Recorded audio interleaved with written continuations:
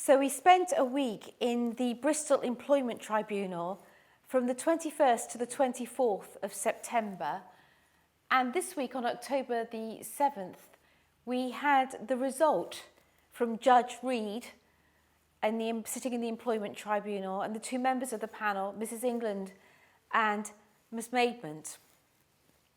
And I think that many of you, maybe all of you that are listening to this, will know the case of Kristie Higgs, an absolutely wonderful woman who'd worked as an assistant in a school, caring for the students that were being excluded from class.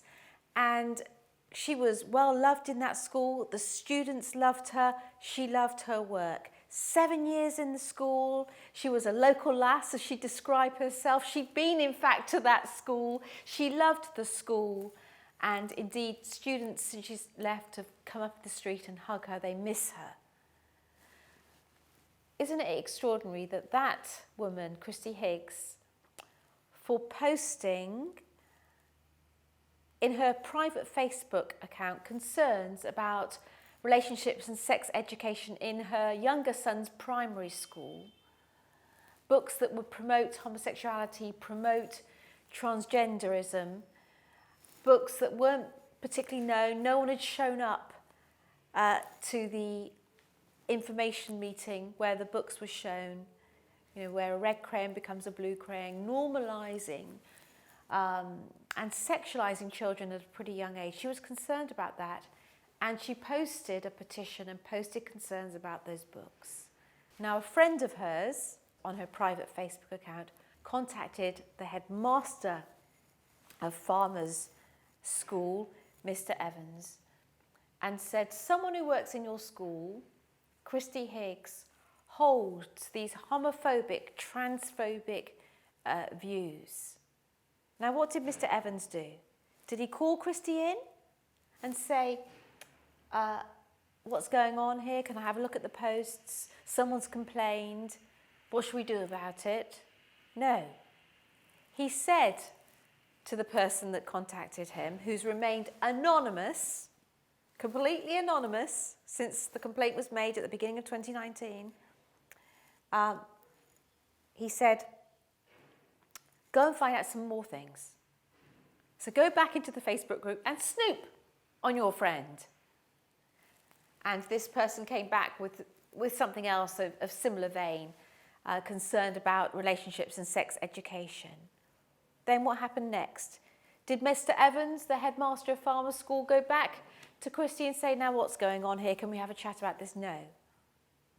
Kristie Higgs was confronted by an HR manager in front of another teacher, suspended, marched off the premises, suspended for gross misconduct. Disciplinary investigation then took place, some 6 hours. So actually this was the back end of 2018. Proceedings then went into early 2019. 6 hours she was under interrogation by the school. On the appeal, they found that she should remain suspended. She appealed that finding, and internally, one of the governors, who was a specialist employment lawyer, came and then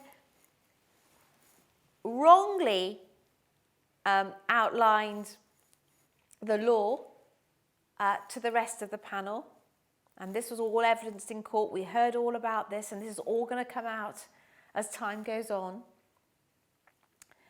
And clearly was very influential in this. He was very much down the path of saying, it isn't Mr. Conlon, his name is. It wasn't about the views that she held. It was about the way in which she expressed them all the time. Essentially saying, you're not going to, this isn't going to wash, panel. This isn't going to wash if you say the views themselves are discriminatory. It will wash if you say the way in which she expressed those views was discriminatory. Let's go to the crux of the judgment, paragraph 58.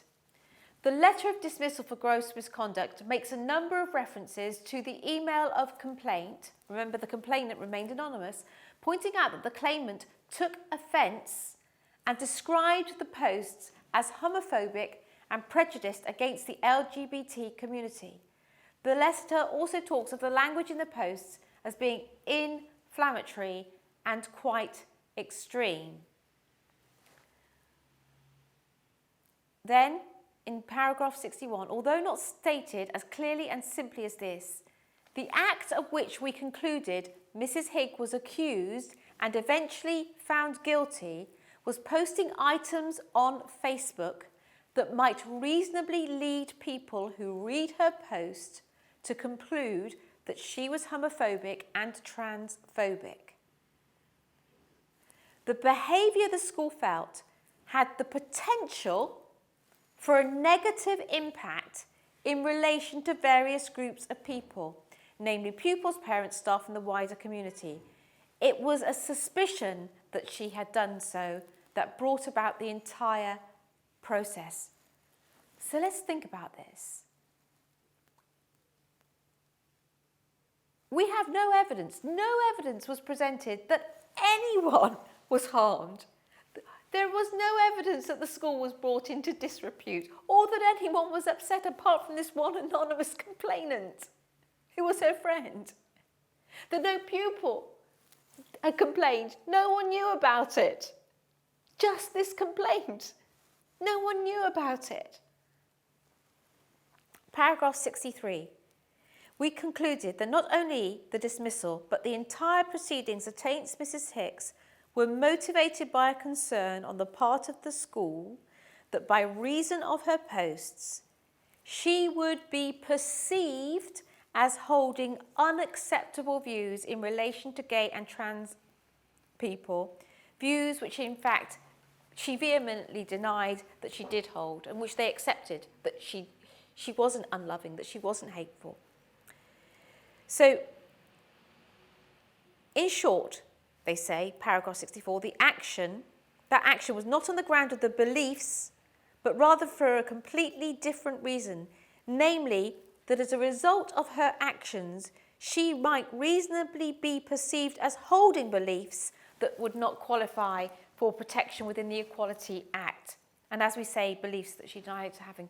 So she has been sacked for holding beliefs that others perceive. So as people receive them and as people say they are offended by them, and so as people complain about them, so she is punished. You post something we don't like, we perceive you to be transphobic, homophobic and unfit to serve in a school, therefore we will complain about you and we will remove you. This is a snooper's charter. It's really bad law. This law is going to be overturned. We are not stopping until justice is done in this case. This is a judgment that cannot reasonably stand. As I perceive this judgment, it is a judgment that cannot reasonably stand. And so we will fight on. Please stand with us. Please send messages of support to Kristie. Please support us. We are an organisation that stands by faith, and we will stand alongside those of faith. And we are so grateful to you for standing with us. Thank you.